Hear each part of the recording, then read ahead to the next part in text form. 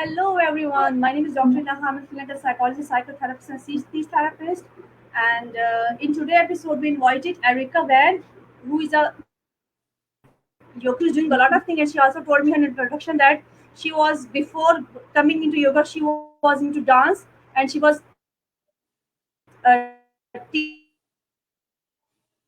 teaching at some gym and other area.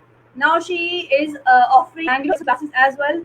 She will tell you more about herself, and I would like to talk. I would like to ask her to tell us because it's her that she's doing a lot of things. And over to you. Yes, Erika. What do you want to tell us about yourself? Hi. Yeah, I wanted to come on here to just let you all know how yoga has really transformed my life and the ways in which it ties into all aspects of life. I started as a dancer, and when I found it, I grew up with a Catholic background, and it never really resonated with me. But as soon as I found yoga and I closed my eyes, I knew there was like a sense of coming home. And all of my movement practices that I had done beforehand really led me to this point. I knew there was always a mind body connection, but I didn't really know how to put it into words. And as soon as I incorporated the breath, that was really, they say in Latin that breath or to breathe is spiritus, and that root word is spirit. So it's really our spirit that's moving through when we're controlling the breath.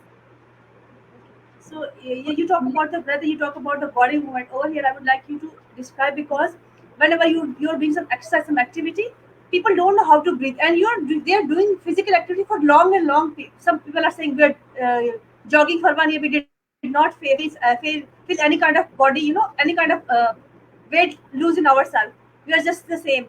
But I have read somewhere that is a lot of depend on upon the way you are breathing, because according to my opinion, maybe you also agree with that, people don't know how to breathe. Whenever you say them to inhale, then the natural thing is that they inhale and their stomach go inside.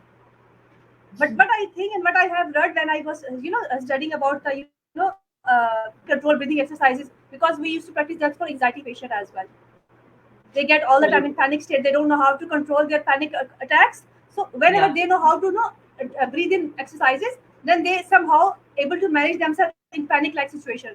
So they said that according to researches, a lot of people, whenever they inhale, they take, then they take air inside, but their stomach is inside too. Although they should have, take the air and the stomach come outside, so that they take all the breather oxygen in their lungs. So can you please describe us to the people that why it's important and how they can properly breathe whenever somebody asks them or some therapist asks them to breathe in, and how it is going to relax their mind.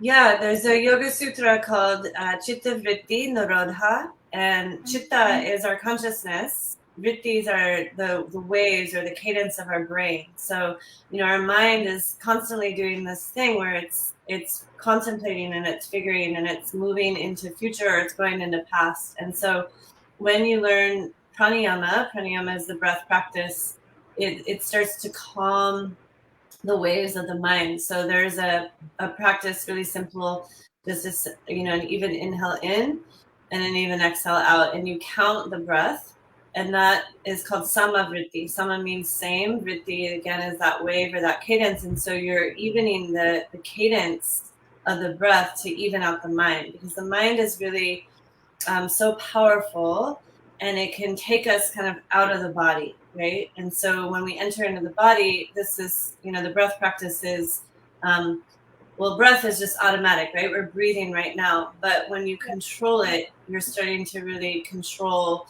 the waves of the mind. So there's a lot of different breath practices. That's just one. But then there's ones that heat you up, and then there's ones you can do alternating the nostrils, which work on the left and the right brain hemispheres. So yeah. Okay, I just talk because whenever people who have anxiety and other psychological conditions, their body muscles are always tense. Like sometimes they will they say that their some joints are locked, they cannot move their body, or they feel that their body is very heavy, they cannot even take get up in the morning, and all is because their psychological condition transform into their physical form. I'm sure Mhm. you might have understand these things as well with the passage of time. That whenever they came to you, they do some yoga things, some yoga asanas, and they practice themselves. Then they're a bit relaxed. So it's very important to understand other people that whenever you try to understand your body, because you're too much into your thoughts, you're not linked to your body. That is a problem. That's problem when you start feeling that you have some ache in your sometimes they say that we have problem with our heart, we have problem with our stomach, and they all tests come clean, and medically they are okay. Their test said that they're okay, but internally and psychological they think that they have some kind of a physical problem, and they don't know how to deal it, and they're going to doctors all the time. And it's a very hectic practice for them to visit a lot of doctors, and they're not getting any kind of satisfactory response from the doctors. But actually what is missing in their life is that they are neglecting themselves.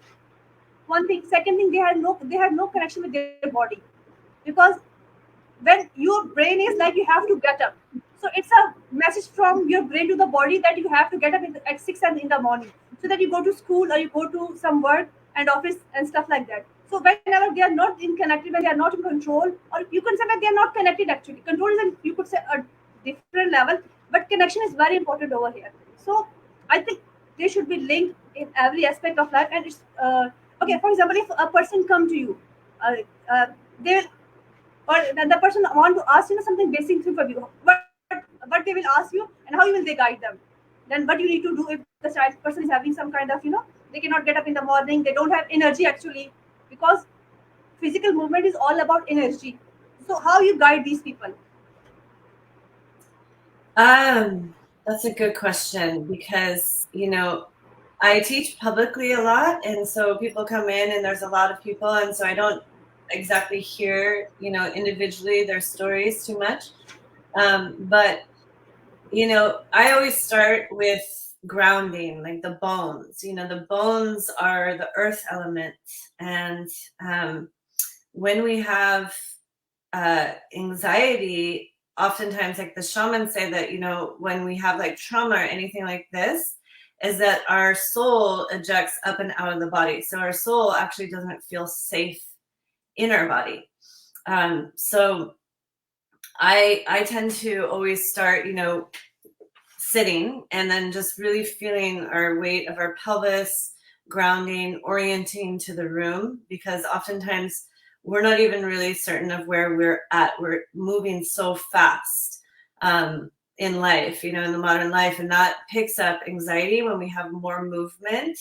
It's called vata dosha, which is um, it's air and ether, and so when there's an excess of it, we feel more fragmented and we feel more anxiety. So it's really good to just really feel it into our bones. Anything that's going to create weight also, like if we were doing a restorative yoga practice, if you had like a sandbag, something like this that lets gravity do its thing, and then it's pressing down on you and you're feeling that connection to the earth. I always reference this meme because I saw it. You know what memes are. It's the human body is made up of 2/3 of water, and so we not only have our own anxiety, but we also feel our families. We feel True. the world, like through technology now. It's like everything has a ripple effect. So anyhow, this meme says, we're human beings are 2/3 water. So it's like a cucumber. Cucumber is so much water. So we're basically like cucumbers with anxiety. So to really kind of demystify, anxiety is just a human condition too. And I deal with it. I've dealt with it my whole life. And this is the only practice that really has worked for me. So it's grounding, it's the breath work, it's sleeping at the right times and waking up at the certain time and definitely moving your body. But there's a whole lot of different practices to remedy it. Chanting is one of them for me. Chanting really gets me into my heart.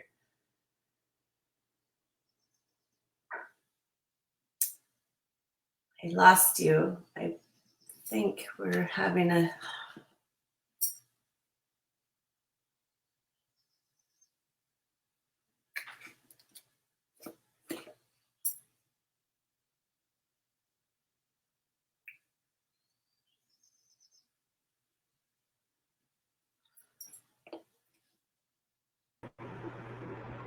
Oh, there you are.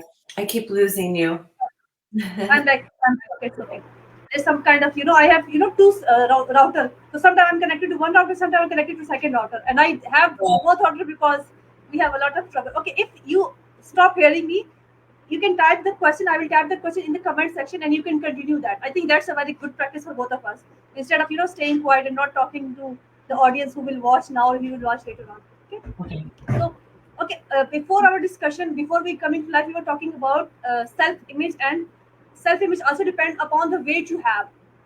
I'm not just saying sometimes people have to know a balanced body weight, and sometimes they're doing a lot of exercises, and their body mass is disturbed because of so many different reasons. So I'm asking because we have a lot of psychological conditions, for example, for depression, anxiety. A lot of people have eating disorders.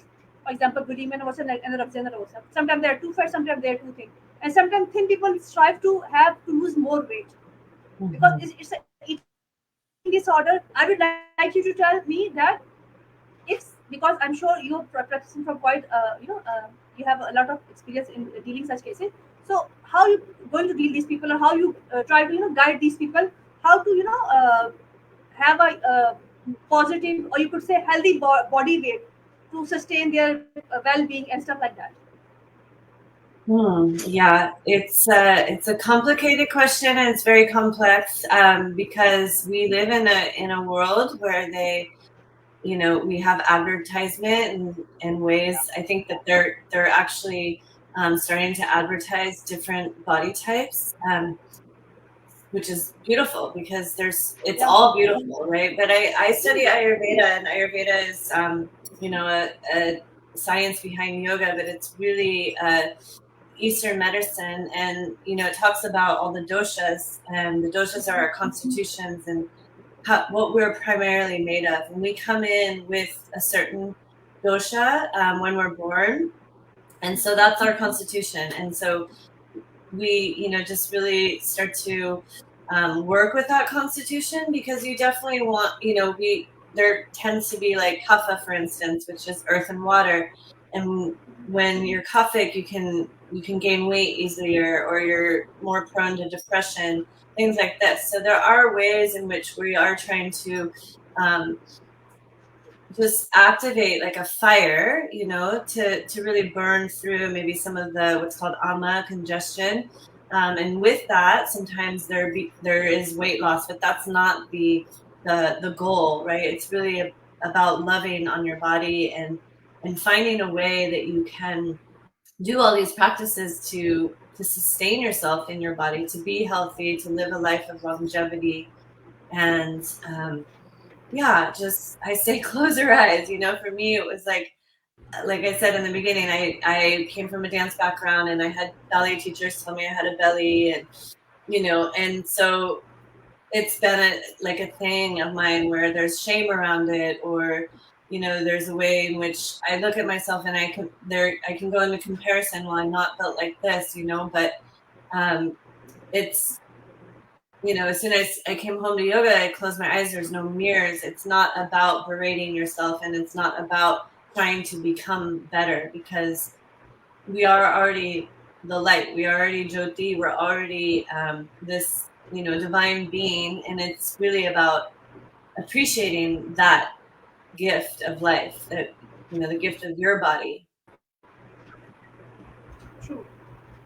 So as you said that, okay, I'd like to ask you that how this help you to transform up into a positive person, because yoga is all about going to the nature, talking to yourself. Because whenever you interact into nature, you're actually talking to yourself, and you're away from the city pollution, away from the toxic things in your life. Even sometimes it could be relationship, it could be workplace, and plus also tell me how important it is to go to that journey. Hmm. That's the journey of, basically I would say, exploration, that you're going to explore yourself. But I would like to know Also tell me how important it is to go to that journey. Yeah, it's an everyday journey, but it's I'm studying in a psychology course right now, and one of my teachers, she says, our mind is like a negativity bias. It goes kind of automatically like to what's not working, and we want to fix that problem.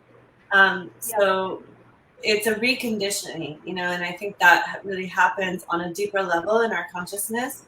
So true. to me, it's really about like tapas. Tapas is it's a niyama, and it's really just how to kind of light this fire and this heat. So we go into austere practices, and we're really burning through some of the what's called samskaras. Samskaras are deep-rooted habits, and they live in our body and they live in our mind, and it might have been passed down from family or society. So we go into the discipline every day to really burn through those grooves or those imprints that live in our body and our mind, and that brings in freedom.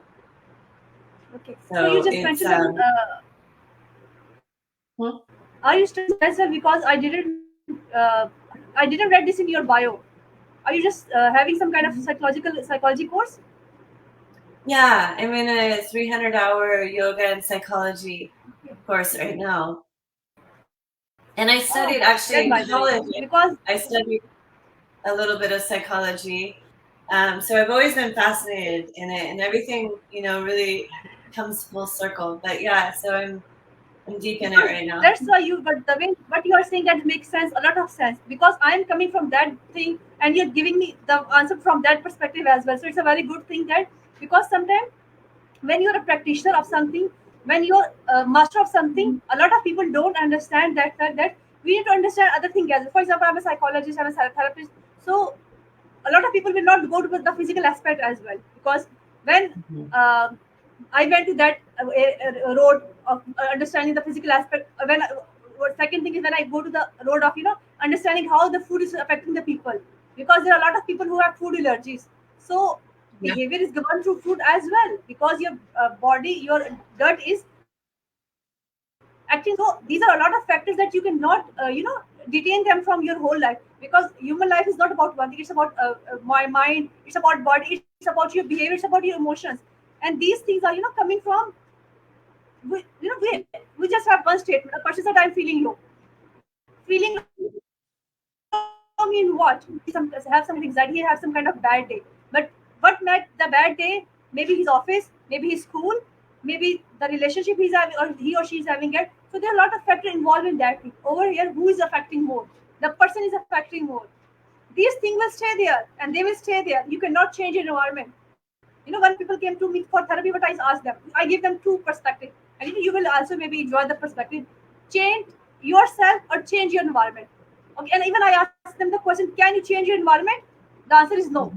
Even if I told them, okay, for example, you change your environment, you change your city, and you go to some other place, you start a new life. Don't you think so? You will have people like those. You will find such people, and you will even find such role as well. You will find such personality in your life. So why not you work on yourself? Why not you develop some skill? For example, yoga is a skill. As in yoga, what you are going to learn, you are going to learn to connect your mind and body. You are going to learn, because there are a lot of things we cannot control. A lot of things now, even you we cannot control our brain as well. How could you control our brain, which is automatic already? You learn it from your DNA, from your experiences, that whenever you touch something hot, take out your hand. That is the thing. That is automatic reaction. So thoughts are automatic as well. What we could do is we could give them alternative thoughts. We could give them alternative aspects as well. That we need to stay relaxed in every situation, so that we make a good decision. So I'm sure you will agree to the aspect that you cannot change your environment. You have to develop a skill. You have to work on your own self. So yoga is one thing, therapy is one thing, going for skill is one thing, jogging is one thing. There's a lot of things you can do for self improvement, and everything will stay there. But if you don't take care of yourself, then nothing work at all. So I'm sure you will agree to that aspect as well. And positivity is so important. And positivity does not mean that you take away yourself from the reality, because there's something absolute in the life which could be negative as well. So if you develop true expectation from the life, true expectation from the people, even true expectation from the yoga, that it is not going to transform your body in one week or 2 weeks. If you talk about weight loss, it will take some time. So thank you so much again. I would say coming for you and you're listening to me. I'm listening to you. Okay, my question is, there would you would have seen a lot of people coming to you who is overweight, and with overweight people, because you just talk about the media, that still people are looking toward thin people. And when people accept those people who are thin, who look good, because there are a lot of cuts who look good on you when you're a thin person. You don't look good on different type of cuts or different type of dresses or different type of style when you are a little bit bulky. So how you work with these people? Um, you know, I work again. I don't work so much individually with them. I teach public classes, so it's like who's ever going in there. It's a big range of people. Unfortunately, there aren't a lot of overweight people that come in. Maybe they feel intimidated. Like I hear a lot of people just, when they say they can't do yoga, it's maybe because they're overweight or maybe they're not flexible. I always say it's like you're saying you're too dirty to take a bath, like we have to start somewhere. And so for me, I'm always offering modifications,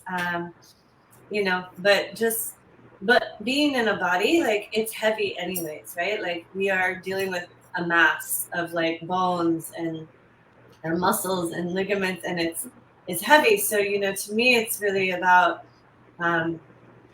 just that overall health, right? It's not so much about the weight, but it's about like burning that fire and really burning through the density of what it is to have a body. And then those are because we come in, these divine beings, we come in with this light and it gets covered. They call these koshas. There's 5 koshas, which means sheets, and they cover our soul. So, it's beyond what it looks like, beyond aesthetically visual. It's like it's a feeling, right? Like it doesn't feel comfortable to carry a whole lot of weight on our body because it's already heavy, right? True. Mm-hmm. So So you said, when we're lethargic or we're in inertia, there's just like that kind of Kaphic quality. So we can get depressed. When we don't have that fire burning, it's really heavy, and then our emotions get heavier. So it's all connected, right? So we're really trying to like work the body as our temple, and then create that what's called sattvic quality. Sattvic is like that balance between rajas, which is like the really fiery and passion and action, and then there's the tamas, which is the dark and inertia. And so if we're too fiery and we're just like huffing and puffing all the time and we're just doing all the things, and you see people that are really thin, can't keep weight on them, but they're not grounded, so there has to be that like middle come they're very back to some. impulsive, kind of impulsive people. They are all the time in hurry. They want everything to be done quickly, and sometimes they don't understand that other people don't got that energy. And it take a lot of time and a lot of understanding to understand these things. That you're right, very much right, that we have to stay in the limits. We cannot do yoga all the time. We cannot watch TV all the time. In the Yeah. evenings, okay. Or just tell me one thing, that how important it is to have a relaxed mind. Because the main, you could say, if you're talking about yoga, so basically you're relaxing yourself, you're relaxing your mind. If just just I want you to tell me the importance of relaxation or relaxed mind in changing the aspect of self image, or the mind body connection. How important it is? What was the last thing you said? I'm asking that. I would like you to tell us that how or why the relaxed mind is important to understand, or to improve the self image and the connection of body and mind.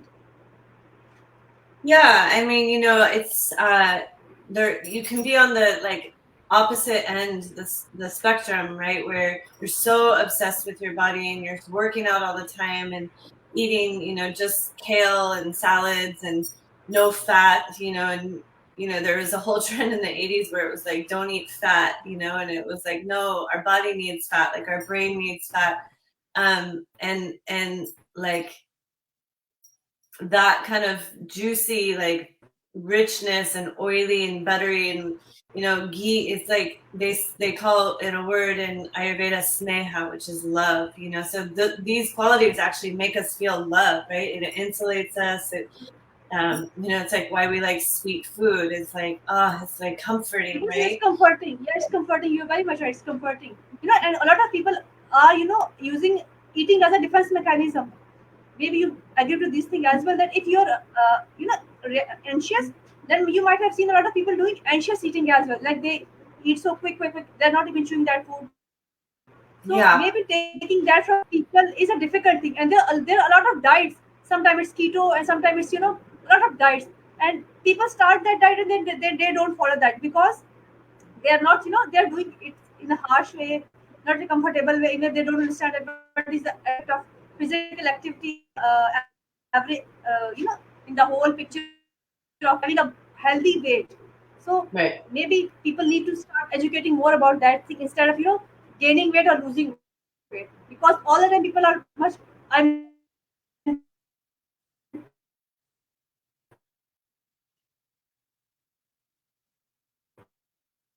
weight. These are maybe some negative thing which we are associating with society. Those are what doing all the activity because they are doing their in body, because it's their job. They're not in a certain shape, then nobody's going to give them work. They are not getting cash in any kind of advertisement. I think we have lost her. Can you hear me, Erika? It just kept your screen kept freezing. I can hear you, but it kept freezing, so I didn't hear what you said.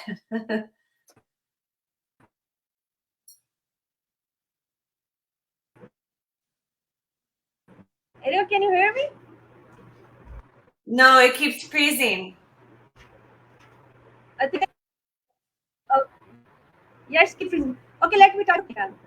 Now it's Okay, done. I think that's good. Yeah.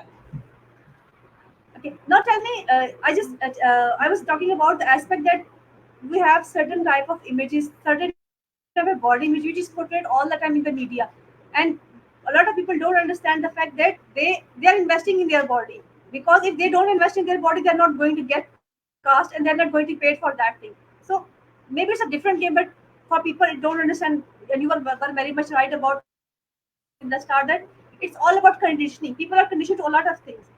Okay, so you're talking a lot about yoga, and yoga is some different thing from your culture, because what you're talking, these are some difficult Indian terminology. So from where you learned your yoga?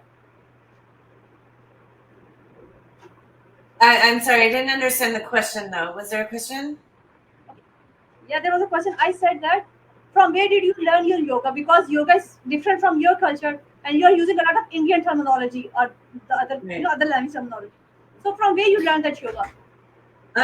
All over. I started in a gym because I taught aerobics there and dance, and they just offered a yoga class, and so I began there, and then I moved up back to home, and there was an Ashtanga yoga studio that I began at, and then that led me to Bhakti Yoga, which is devotion and love, and that was here in San Francisco.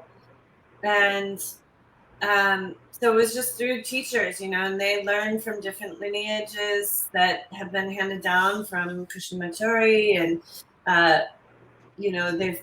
it's been this oral tradition that people are keeping alive. So I've been to India and went on a sacred pilgrimage there, but it's just through teachers that have been in the West and that have some of them have studied there, but it's really, so I'm so grateful that it's just been passed down, and it's been very true to the lineage. So for that you traveled to India. So what did you learn from that culture? Because I'm sure that is different from your culture, and you're from different area. So how you find that culture? I mean, Hmm. how did that culture affects you? I think like everything in America is really sterile, and there's a lot of rules and regulations and order, right? And when I went to India, like as soon as I got in the car, I just realized the teachings were right there for me. Like I don't have much control. I'm totally scared in this car ride right now because there's no lights and everybody's honking at each other and it's like complete chaos. But I remember this one time I was trying to cross the street and there's like cars and goats and cows and everything like in the roads, and I just was but I thought I was going to get run over, and I was trying to go really fast, and this guy goes, no, no, no, no.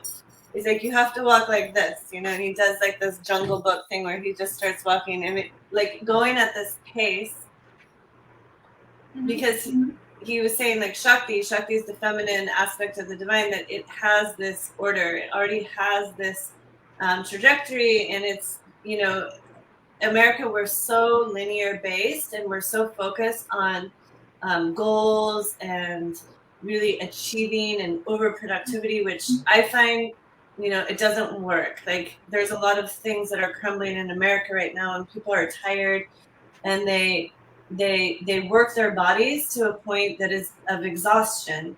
Um, so it's yoga is about listening to your body and really surrendering to the body, right? Because it's housing our soul. So when our body is telling us we're tired, then we rest or we do restorative yoga instead of going to the gym and doing the thing that we become really rigid about. So yeah, to me, India was like so chaotic, and it felt like I kept saying I felt like I was in a snow globe, and it was just shaking me up, and it was shaking my consciousness up. And then when I came home, it was like everything was reorganized and settling, and just there's a deeper trust, like I don't have to have an end goal. Yeah, it's just returning to the practice and returning to me and returning to the breath and just trusting it's all going to work out. So that was that a positive thing for you, or how would you describe that? That experience of going to India and staying over there and meeting the other people and living in a different culture. Because whenever you go to that area, whenever because the cultural shock as it, because you said that everything was so chaotic and everything was a mess. But even then, at the end of the day, people were getting everything. People were getting good. Their work was done. They earned money as well, and they were enjoying as well, and they were doing some celebration as well, because that's how and it's all it's come from the culture you went through. But as far as America is concerned, maybe they are too focused, they are too limited to their time thing. All the time they will focus on the time, that till that time we are going to do that thing, and they are uh, measuring the time with the money. For them time is money. But whenever when you go to India, maybe the situation is different for you. I'm sure you will agree to that aspect as well. Yeah, I'm having just a little hard time understanding. I'm sorry if you could speak a little bit slower. I just maybe it's the connection, but I don't understand the question. Okay, okay. So yes, I will repeat. Maybe I talk a little bit fast as well. Okay. So I'm saying that you went to different culture. So Yeah. how transform that culture? That transform you? Because in America everything is very fast, and they measure Yeah. time with money. But Yeah. in India, they are very chaotic. But at the end of the day, they are getting everything. Like they are getting money. They are having relationship. They are having celebration at same level as well. But maybe in America they give time to everything. So how that thing transform you? Yeah, I mean it was, it just everything here is very fast, and people want like instant gratification for things, and um, there's like a lack of patience. And like I remember I was sending out a package, and I went to a post office, and they were literally like sewing this package up, and it took them hours to do it. And it's like, I was on vacation, so it was different, but because um, I didn't have anywhere like specifically I needed to go, but again, it just kind of it helped me gain more patience, to just we're doing the best we know how to do, and just to really like slow down and not rush, and COVID, like during COVID, I mean,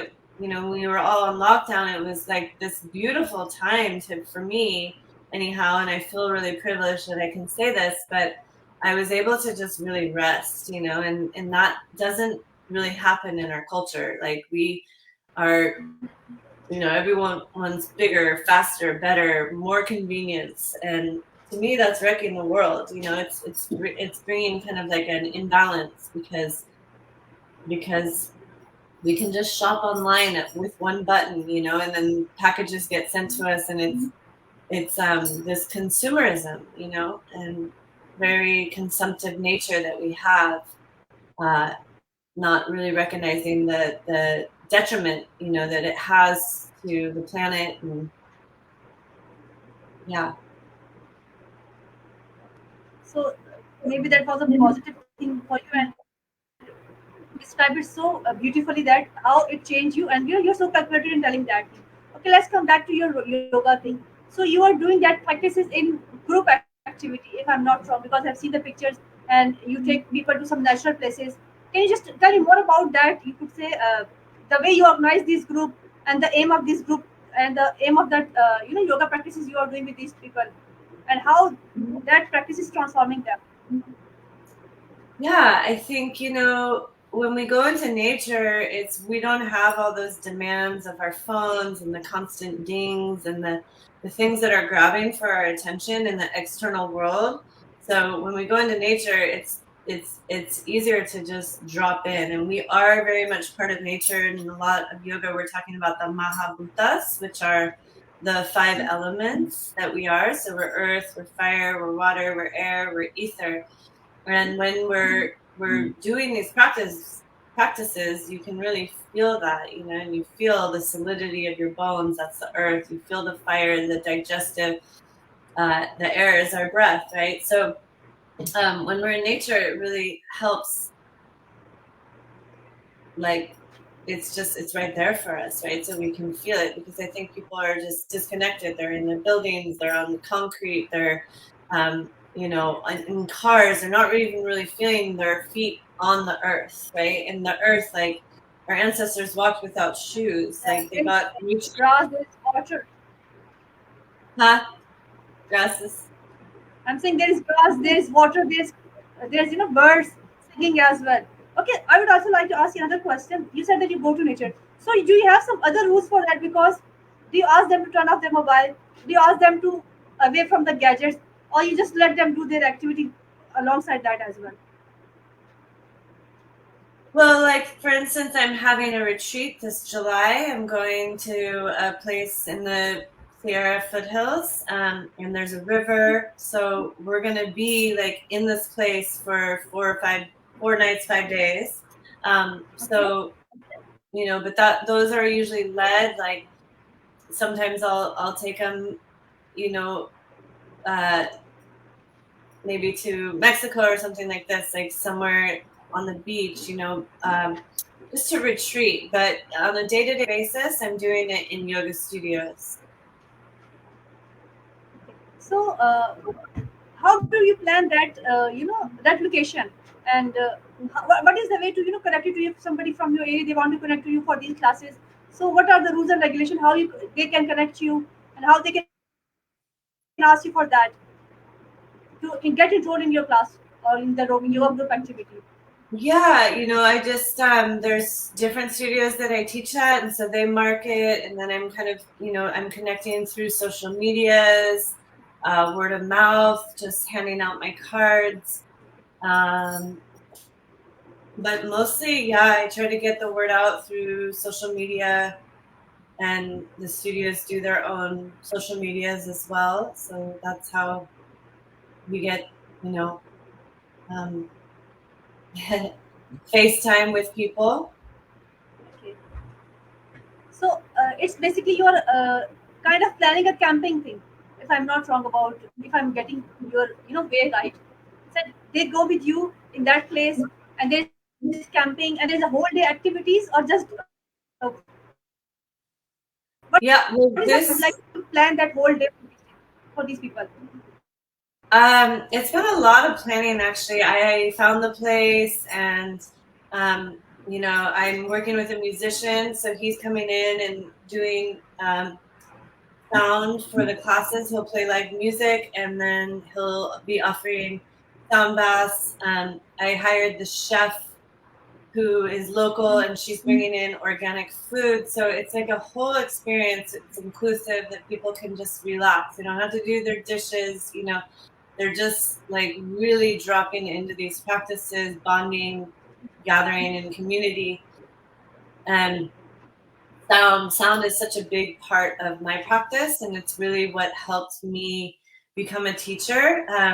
Because I used to teach, like I said, aerobics and dance, and I still didn't really feel that comfortable up in the front of the room in front of people. I was really shy and didn't really know how to project my voice, and so it wasn't until I really practiced chanting that the sound, went through my voice and I was able to express myself more and just be comfortable speaking. So it's a different aspect come at the end. Maybe if you told me earlier, I would ask how it helped you, because you said before. So now you're totally different personality. The way you started, or from the day you started, you're now a different personality. This is what I'm getting from your last response. It was again cutting out a little bit, so I didn't get the question. Okay, I'm saying that I'm sorry. Those who are watching me are having some kind of technical issue, but it's but we are trying to understand each other as well, and we try to communicate with other people as well. Okay, my question is again. I'm repeating that it transforms you into a different person. Before that, you said that you are not confident, but now you're confident. So it is more kind of give you different voice, or maybe it's trying to give you a different level of expression. So does it happen to everyone who come with you or start practicing yoga, or is just depending on the person that how they take it? I think, yeah, it's depending on the person. I think people come in and they want to teach, and then maybe they decide no, and they have another facet. For me, it was like I love the arts. I love dancing. I loved. I actually was like able to be on stage because I could do something scripted. But when it came to like being very authentic, it was like there was something that was hiding, And so to me, all these like the throat chakra actually is called the Vishuddha, and it means purification. And so when you go through these practices of chanting, it's actually purifying your throat. So to me, my teacher said, speak from Mulabandha, which is the pelvic floor. So it was like this vibration that was starting to move through me and out. But I think, for the most part, when I sit with students, they really, a lot of them have aversions to chanting at first, which I did too. Like I didn't know who I was chanting to. I didn't know these words that I was saying. And I kind of had aversions to it and I didn't like it.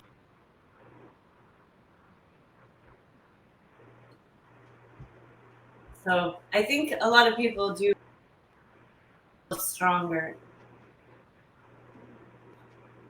So uh, you give explain this so beautifully. Can you hear me? Uh-huh. Yeah. Something happened to our. Let me add her again. Okay, so you're here again. Okay. So as you said that it helped you out, it helped you transform your body, and it helped to transform your mind as well. It also helped you connect other people as well. So we could say that whenever you practice yoga, it will definitely help you out to connect your mind and body, and it could Absolutely. also improve your self-image as well, because like you said that it's not about losing the weight, it's not even about gaining or getting something out of it. It's like more about you're staying comfortable in your own skin. It's more about stretching your body and going to nature, talking to nature, stuff like that. So I'm sure those who have some kind of psychological problem, some kind of trauma, as I said, they're helping. Okay, so their yoga could because whenever you go to nature, or even whenever you do some kind of physical activity, it automatically release hormone in your brain, which could be happy hormone as well. So I'm sure those who are watching will get this idea from us, from our discussion, that if you are not feeling okay at the moment, that if you try some simple stretch exercises, maybe it help you out to make you happy, or you could say it could change your mood as well. So, and thank you so much, Erika. You're giving us a very good information and activity, and also relevant as well, because you experience these things as well. I'm sure you will relate to this thing, or you will answer me in better way, that you also use yoga to express yourself, and you also use yoga to connect yourself with your body and improving your self image. So now I would like you to give some suggestion to our people who will watch this, that what are the tips and tricks that they can use to improve their self image.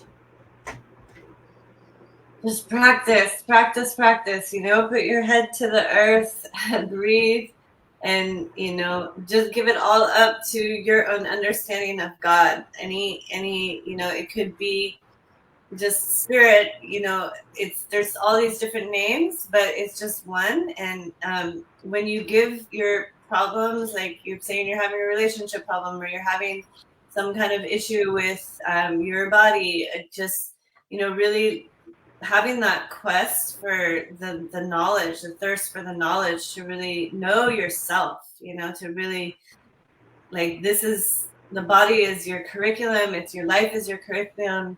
So to learn is just is the wisdom, right? It's the vijana, the wisdom. The body already knows, and so the body is like keeping track of everything. And when we're not in truth, then like our body's going to show up in a disease. It's going to show up in an ache or something, if there's not like an injury or like an accident. But illness is really, they start as imbalances, and there's little whispers that we're hearing, and then if we don't listen, they start to scream. It's like this, like, there's something really massively wrong. And that's maybe because we weren't listening to that little twinge in our shoulder, or we weren't listening to that anxiety. We just kept drinking the coffee, and we kept going and working, and I got to do this. And then all of a sudden we're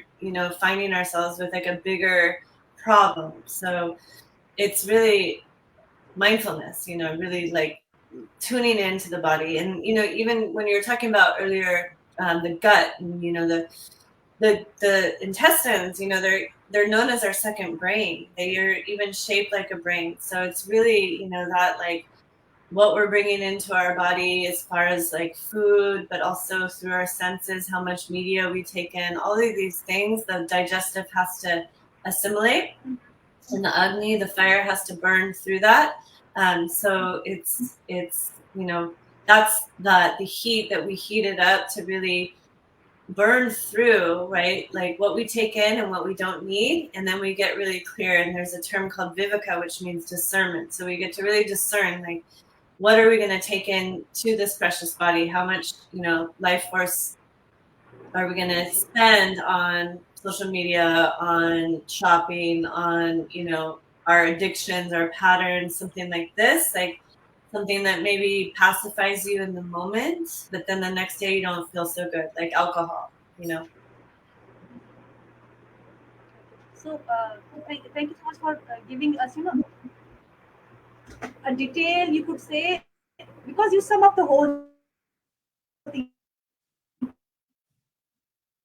It's like you all believe that everything is adding up, and it's not, food is not just what we are eating. We have five senses, and Yeah. data is coming from all senses. Data is coming from your touch, it's coming from your hearing, it's coming from your tactile sensation, touch, hearing, everything. And we are taking this, and sometimes it's a lot of negativity we take in, and we cannot digest that things. Sometimes there's a lot of negativity in the other form as well. So it's Yeah. energy, it's, or it's from the people who we are talking to, and all the time we cannot change our environment. Right. But if we are true to ourselves, we there's always inner voice, which we call conscious or something like that, or gut feeling or something, sixth sense. There are a lot of name for these things. This is always there. But why we stop listening to this voice? We're getting this, who could say, idea from other people that no, it's your body is lying to you. Actually, your body is not lying to you. If you're having some kind of issue, I have a patient and he was having some anxiety. That was basically a corona patient. So he was the issue was that he got positive, COVID positive, and then his family got the people of his whole family was got COVID positive. Okay, he got treated for that thing as well. Problem started after that. Whenever he used to hear something like that about COVID situation and everything like that, he will panic attacks and severe panic attacks. Then he came and I said that let's just have some sessions, some breathing exercises, stuff like that. Because when you do therapy, you have to add up these things as well. Because he used to ask me whenever I see the hospital, I get panicked. So I have to teach him something to understand that if you are in some kind of situation, kind of emergency situation, at least you should understand that how you can connect your mind and body. Next time, instead of going into panic attacks, instead of going into emergency situation, because he went to hospital for that thing as well. And one day his breath was out of control, and the ECG was normal, and he was saying that know that there's something wrong with my body, and that something wrong was he was having some kind of psychological problem. He lost the connection of from mind and body, and he actually start he was totally avoiding his inner voice. So inner voice is very important, and we always have to understand. But before understanding inner voice, you need to uh, have the confidence on your own self. And how this confidence will come when you have good positive self image. And these things are so important for you and for important for life. At the end, I would also like you to conclude the session as well. But according to my opinion, taking care of yourself is very important. You take care of other people, you take care of your family, you take care of your neighbors, you take care of your pet as well. But whenever it comes to you, you start neglecting yourself. You said that okay, we will eat at the end of the day, and you don't understand that you are working for a whole day, you are working for 17, 18 hours, and you did not eat anything.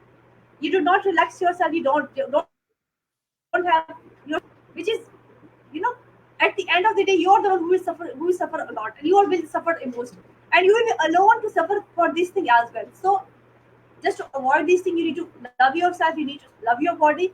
And at the end, I would like you to conclude the session, and then we will say bye to our people, our listeners. Yeah, absolutely. I mean, it's like one of my teachers always says, it's like when you go on an airplane and the oxygen mask comes down, they say put it on yourself first before you put it on the baby. It's like if we're not taking care of ourselves, then we can't take care of other people.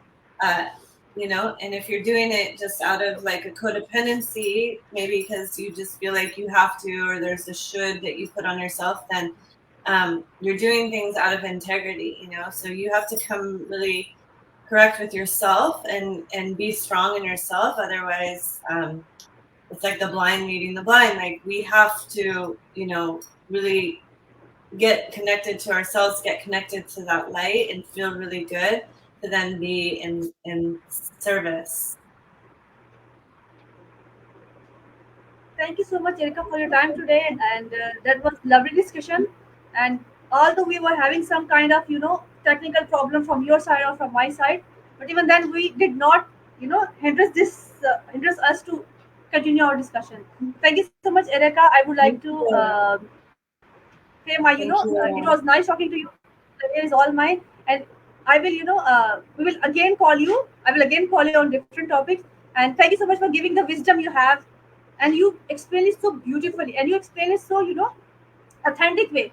And that was whenever you're authentic, and you are authentic because you practice these things on the daily basis, and you actually learn from this thing as well. And you're practicing, but you teach other people, you're practicing that thing as well. It's not like you teaching other people you should have a good image or positive image, and you have to be stay in your own skin, stay uncomfortable in your own skin, and you don't believe that thing, or you don't practice that things anymore. But you are doing that things as well, and we see that positivity coming from your side. And in the whole discussion, what you talked was all the positive thing I heard from you. So thank you so much for this positivity. Thank you. Thank you so much for coming. See you. Thank you Bye for bye. having me. Have a beautiful day. Thank you. See you again.